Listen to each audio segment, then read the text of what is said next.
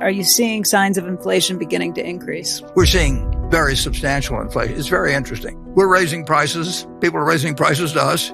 It's being accepted. I mean, it's not, take home building. I mean, the cost of, we've got 9 home builders in addition to our manufactured housing thing and then operation, which is the largest in the country. So we really do a lot of housing. The costs are just up. Steel costs just every day.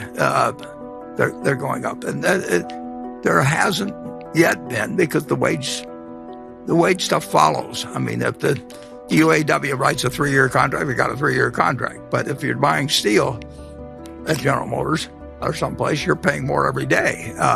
So it's an economy really, it's red hot. I mean, and we weren't expecting it. I mean, all our companies, when they thought when we're allowed to go back to work, at our various operations, we closed the furniture stores. I mentioned, they were closed for 6 weeks or so on average, and they didn't know what was going to happen when they opened. And they can't stop people from buying things, and we can't deliver them. And they say, well, that's okay, because nobody else can deliver them either, and we'll wait for 3 months or something. But the backlog grows, and then we thought it would end when the $600 payments ended, and I think around August of last year.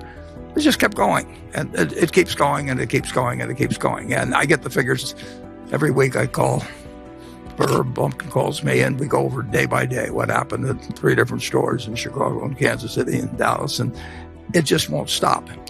People have money in their pocket, and they pay the higher prices. And when carpet prices go up in a month or two, we announced a price increase for our costs are going up. Supply chains all screwed up, for all kinds of people. But it's almost a buying frenzy, except certain areas you can't buy yet. You really can't buy international air travel, and so the money is being diverted from a piece of the economy into the rest, and everybody's got more cash in their pocket meanwhile, it's a terrible situation for a percentage of the people. This suit, I haven't worn a suit, for a year practically, and that means that the dry cleaner nurse just went out of business. I mean, and nobody's bringing in suits to get dry cleaned, and nobody's bringing in white shirts. The place where my wife goes, the small business person, if you didn't have takeout and delivery services for restaurants, you got killed. On the other hand, if you've got takeout facilities, same source sales of Dairy Queen are up a whole lot, and they adapted. But it is not a price-sensitive economy right now in the least. And I don't know exactly how one shows up in different price indices, but there's more inflation going on quite a bit more inflation going on than people would have anticipated just 6 months ago or thereabouts. Yeah, and there's one very intelligent man who thinks it's dangerous. And that's just the start. Inflation is going to affect you. It's certain we will have inflation over time. And we are following policies in this country now to stimulate things, which stimulate business, which are bound to have some inflationary consequences. And to the extent that we borrow money from the rest of the world, it would be very human on the part of politicians in the future decide that they would rather pay the rest of the world back in dollars that are worth far less than the dollars they borrowed. I mean, it's the classic way of reducing the impact and cost of external debt, and we're building up a lot of external debt. I always find it interesting when politicians now talk about using the taxpayers' money to do this and the taxpayers' money to do that, and how the taxpayers are paying the bonuses at AIG.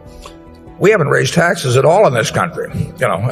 Taxpayers are paying nothing beyond what they were paying a couple of years ago. As a matter of fact, the federal revenues this year, which were close to $2.6 trillion a couple of years ago, maybe more like $2.3 trillion. So we are taking less money from the taxpayers.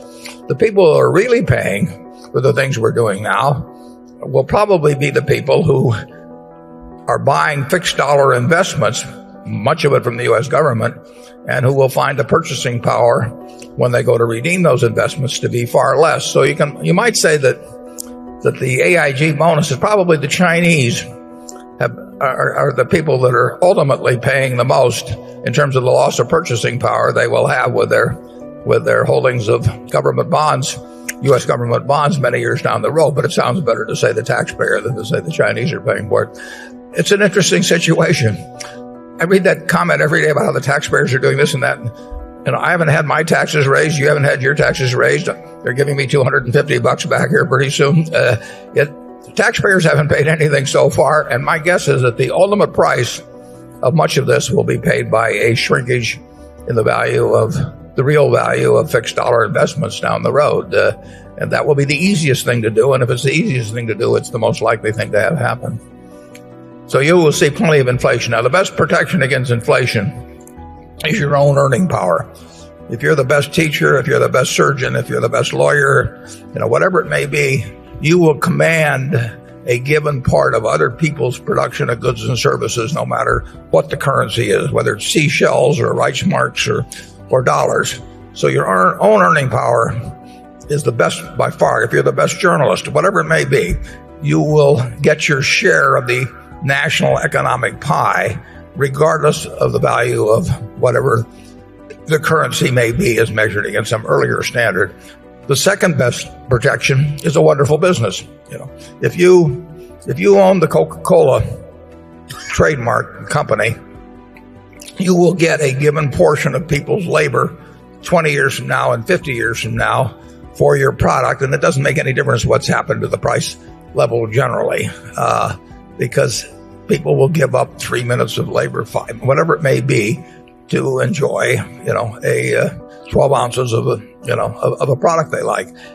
So those are the great assets, your own earning power first, and then the earning power of a wonderful business that does not require heavy capital investment. If it requires heavy capital investment, you get killed in inflation. And with those guidelines, I would tell you the best thing to do is invest in yourself.